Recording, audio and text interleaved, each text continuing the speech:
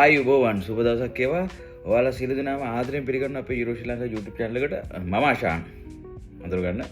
මගේ නම ආශාන්. මම ජීවත් වෙන්නේ මෝල්ටාවේ. ඉතින් අද කතා කරන්න ආවේ ඇත්තටම හොඳ මාතෘකාවක්. හැමෝම එන්න හදන හැමෝම එන්න කැමති මොකද්ද මේ මෝල්ටාව? මෝල්ටාවේ භූ විෂමතා සහ මෝල්ටාවේ පසුබිම ගැන පොඩ්ඩක් කතා කරන්න හිතුවා.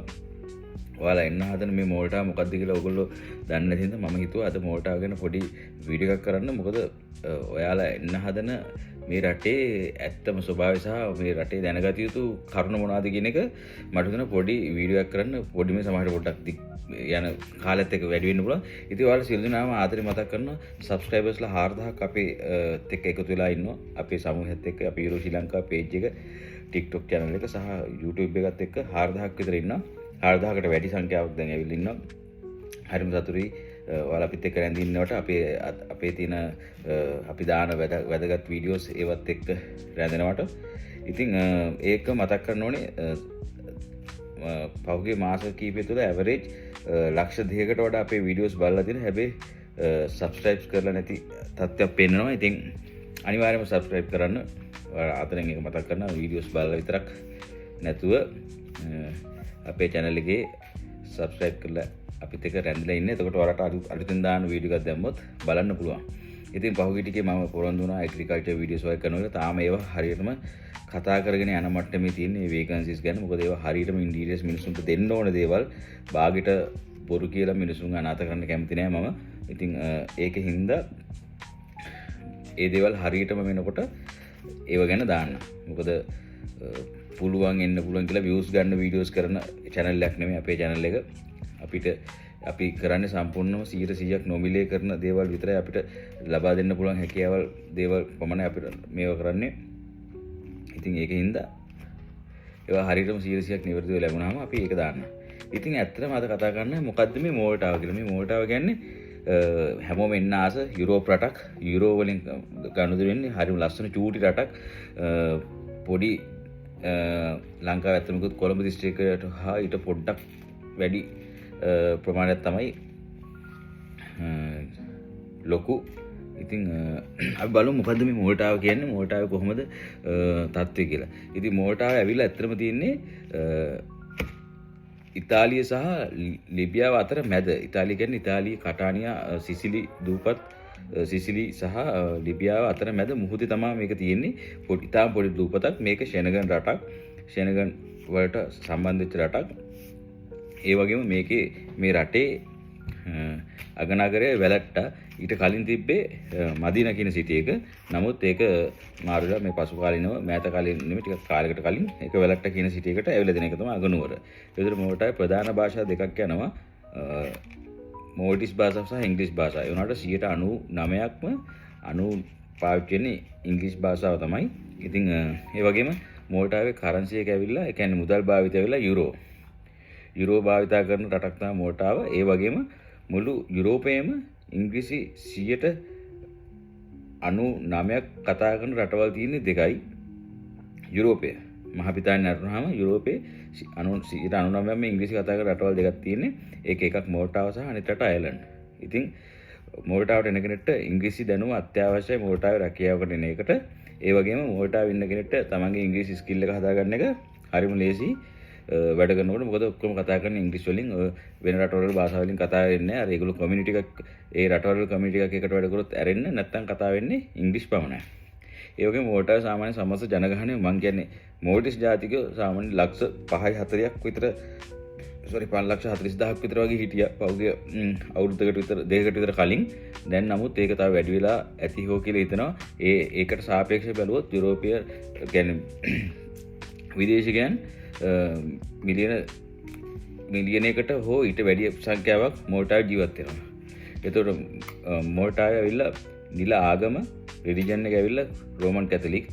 ඔයාලා මෝල්ටාවට ආවොත් ඔයාලට දකින්න පුළුවන් මුළු මෝල්ටාවේ සාමාන්‍යයෙන් කිලෝමීටරයකට හෝ දෙකකට සැරයක් පල්ලියක් තියෙනවා. මම හරිනවා මං හිතන්නේ හැමදාම ක්‍රිස්තියානි පල්ලි තියෙනවා. එයාලා ආගමන්නේ අදහන්නේ ක්‍රිස්තියානි ආගම. ඉතින් මෝල්ටාවේ දේශගුණය ගැන කතා කරොත් අර hot summer and mid winter පොඩි අපහසුතාවයකට පත් වුණා. කැමරාව පොඩ්ඩක් හිරමිට වුණා. ඉතින් ඔහොම තමයි තියෙන්නේ. හොට් සමර් මිඩ් වින්ටර් එකක් තියෙන්නේ. සීතල තියෙනවා.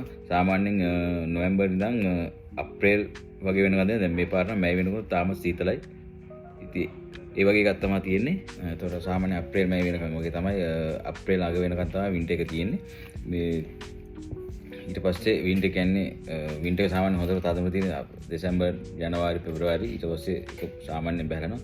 ඉතින් අමතරව තව මෝටර් වලටම අයිති වෙච්ච අයිලන්ඩ් එකක් තියෙනවා. ඒක නම ගෝසෝ.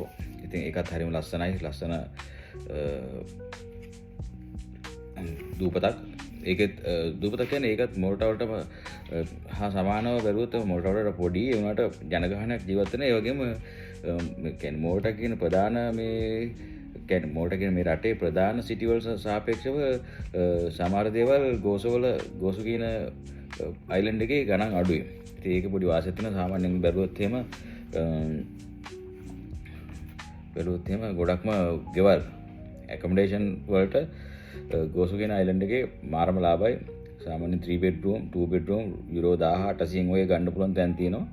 ඉතින් ඒ වගේම බැලුවොත් මෝටර් වල සාමාන්‍ය ප්‍රධාන ආහාර පැස්ට්‍රීසියෝ කියලා පේස්ට්‍රි සේවරි පේස්ට්‍රි වර්ග ඒවා තමයි ප්‍රධානම. ඒ වගේම මේගොල්ලෝ තියෙනවා රැබිට් ස්ටූ එකක්.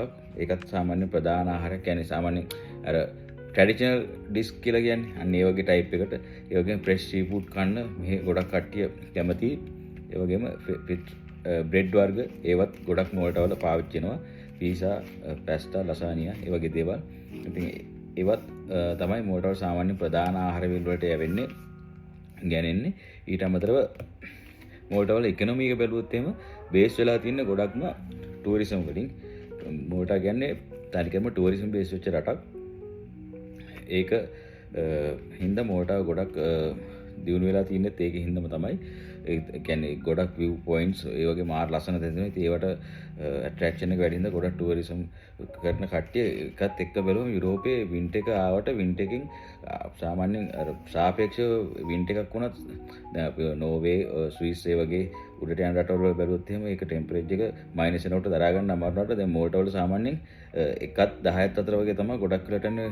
කලාතුරකින් තමයි එක මේ වෙන්නේ. සාමාන්‍ය 1ත් 10 අතර හැමතිස්සෙම වින්ටර් එකේ තියෙනවා. ඉතින් ඒක සාමාන්‍ය අර මයිනස් තියෙන රටවල ඉන්න කට්ටියට මිනිසුන්ට හරි මේකක් යුරෝපෙන් පිටට යනට වඩා ලාභදායී විදිහට ටිකට් වලින් එන්න පුළුවන් රටක් මෝටර්.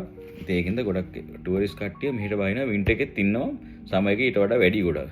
ඉතින් මම කතා කරන්නේ ඉකොනොමි එක ටුවරිසම් සහ ඊට පස්සේ financial service audit firm IT sector එක ඒවා තියෙනවා. ඒ වගේම මැරිටයිම් කියන්නේ නැව් හදන නැව් නඩත්තු ඒ වගේ දේවල් ගොඩක් තියෙනවා. ඊට අමතරව ඔන්ලයින් ගේමින් හා ටෙක් ඉන්ඩස්ට්‍රි එක හොඳටම පීක් තියෙන රටක් තමයි මෝල්ටා කියන්නේ.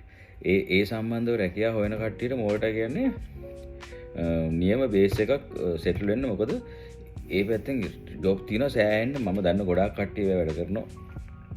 ඉතින් ඒ පැත්ත බලනකොට මම දන්න CEO කෙනෙකුත් ඉන්නවා. CEO නෝ CEO ට පස්සේ ඩිරෙක්ටර් ඔෆ් ඔපරේෂන් වගේ CEO ගේ සෙක්‍රටරි වගේ ඉන්න ලංකාවේ කෙනෙක් ඉන්නවා. ඉතින් හරිම ආරම්භයක් අපිට එහෙම කට්ටිය මෙහි ඉන්නවා කියන එක. ඉතින් ඊට අමතරව මෝල්ටා කියන්නේ හොස්පිටල් ෆ්‍රී. ඒ කියන්නේ සාමාන්‍යයෙන් පිටරට කෙනෙක් ඉන්නවා එයාගේ TRC කාඩ් එක තියෙනවා නම් එයා ගවර්න්මන්ට් එක ටැක්ස් හරියට ගෙනනවා ටෝටලි ෆ්‍රී මෙඩිකල් සර්විසස් ඔක්කොම ෆ්‍රී හැමනේ. ඒ වගේම ඉස්කෝලේ යන ළමයි ඉන්නවනම් එයාලට এডুকেෂන් සම්පූර්ණ ෆ්‍රී මෝටර් වල. ඒකම පබ්ලික් ට්‍රාන්ස්පෝර්ට් මෝටාවේ ඔයාලා මේ වෙනකොට මේ මොහොත වෙනකොට තාම ෆ්‍රී. මොකද ඔයාලා ආවම මෝටාවට එන කෙනෙක් නම් මුලින්ම ඇවිල්ලා එකපාරක් බස් කාඩ් එකක් ගත්තා මේක තාම මේ මොහොත වෙනකම් මේක ෆ්‍රී. ඒ කියන්නේ ඔයාලට එකපාරයි මේ ගෙවන්න ඕනේ. ගෙවලා ගත්තාම මේක ඔයාලා ඉන්න තාක් කාලයක් බස් එකේ යන එක ෆ්‍රී යන්න පුළුවන්. ඉතින් ඊට අමතරව මෝටාවේ එකම තියෙන ප්‍රශ්නයක් තමයි මම දකින ගොඩක්ම දේ ලිවිං කොස්ට් එක කියන්නේ ආහාර පාන වල මිල තරම් ලොකු ගැටලුවක් නැහැ. ඔතන ගැටලුව තියෙන්නේ ගොඩක්ම ඇකොමඩේෂන් කොස්ට් එක තමයි. මොකද මේ සෙනග පීක් එක වැඩි වෙන්න ඇකොමඩේෂන් වල ඩිමාන්ඩ් එක වැඩි. ඒජන්ට්ස්ලා ත්‍රූ යනවා ගොඩක් තැන්වල ඩිරෙක්ට් කට්ටිය යන්නේ නැහැ. ඒජන්ට් කෙනෙක්ට වාර දෙනවා. එතකොට ඒක තමයි ඒජන්ට් ෆී එක උත් ගෙවන්න ඕනේ. ඊට අමතරව ඇකොමඩේෂන් එකේ රෙන්ට් උත් වැඩි. දැන් අපි ආපු කාලයට සාපේක්ෂව මීට අවුරුදු 5කට කලින් තිබ්බ රෙන්ට් එක නෙමේ දැන් ගෙවන්නේ. ඒක හත්පසින්ම වෙනස් සහ 300කින් විතර වැඩිපුර ගාණක් මම මේ විදි මගේ රෙන්ට් එක මම ගෙවනවා. ඉතින් ඒ වගේ තත්ත්වයක් තියෙනවා. ඉතින් ඊට අමතරව මෝල්ටාව කියන්නේ සාමාන්‍යයෙන් කෙනෙක්ට මැච් එකක් ගහගන්න පුළුවන් රටක්. හොඳට හම්බ කරන්න පුළුවන් හැම ශේෂ්ත්‍රයකටම විහිදිච්ච රැකියා ගොඩක් තියෙනවා. ඉතින් ඔයාලට තව මොන හරි මෝල්ටාව ගැන දැනගන්න අවශ්‍ය නම් කමෙන්ට් බොක්ස් එකේ මෙසේජ් එකක් දාන්න. මම රිප්ලයි එකක් දෙන්නම්. අපේ Facebook page එක සහ අපේ YouTube TikTok මේ සියලු දේවල් එක්ක නැදිලා ඉන්න. ලොකුවට කතා කරන්න අපිට තේරෙන්නේ නැහැ. අපි පුළුවන් විදිහට මේ වීඩියෝස් අපි දානවා. ඉතින් ලොකු කැමරාව ලොකු මයික් අටවගෙන කරන්නෙත් නැහැ. මොකද ඒවා සල්ලි බලාගෙන කරන දේවල් නෙමෙයි හින්දා අපිට හැකි පමණින් අපි මේක කරගෙන යනවා. ඉතින් අපිත් එක්ක නැදිලා ඉන්න මෝල්ටාව ගැන මොන හරි තව දැනගන්න ඕන නම් ලිවිං කොහොමද එක්ස්පෙන්සස් සහ ඔයාලට දැන් මම කියපු දේවල් වලට අමතරව ඔයාලට තියෙන අයිඩියා ප්‍රශ්න තියෙනවා නම් දාන්න මම මේ රිප්ලයි කරන්න. එහා සම්බන්ධ දේවල් විතරක් දාන්න. මේ ඉතින් එහෙනම් ඔයාලා සියලු දෙනාටම ජයන් ජය වේවා කියලා ප්‍රාර්ථනා කරනවා. අපිත් එක්ක රැඳිලා ඉන්න දිගටම අපි ඉස්සරහට යුරෝ ශ්‍රී ලංකා අපේ channel එක කියන්නේ මේ නම සම්බන්ධ කරගෙන ලොකු වැඩක් ඉදිරියට කරන්න බලාගෙන බයින්න එපා. ඒජන්සියක් මුකුත් පටන් ගන්න නැහැ. ඒ වගේ දේවල් අපි නෑ. ඒ වගේ දේවල් වලට ඔළුව යන්නෙත් නැහැ.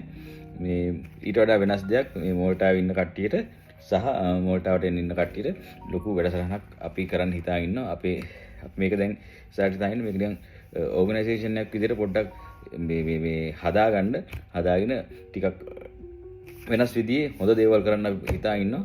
ඒක ඉතින් බලමු ඉදිරි යථා කාලේ තථා ආයුධින් සිද්ධ වෙයි කියලා හිතනවා. ඉතින් එහෙනම් සියලු දිනාටම යුරෝපා සීන සැබෑ වෙන්න ඕනේ. ජයෙන් ජය වේවා. මෝල්ටාවට එන්න. මෝල්ටාවට ඇවිල්ලා ඔයාලගේ සීන සැබෑ කරගන්න අපිට කතා කරන්න අපේ channel එකට මැසේජ් එකක් දාන්න පුළුවන් හැම වෙලාවකම ඔයාලට අපි රිප්ලයි කරනවා. එහෙනම් ගිහින් එන්නම් අතර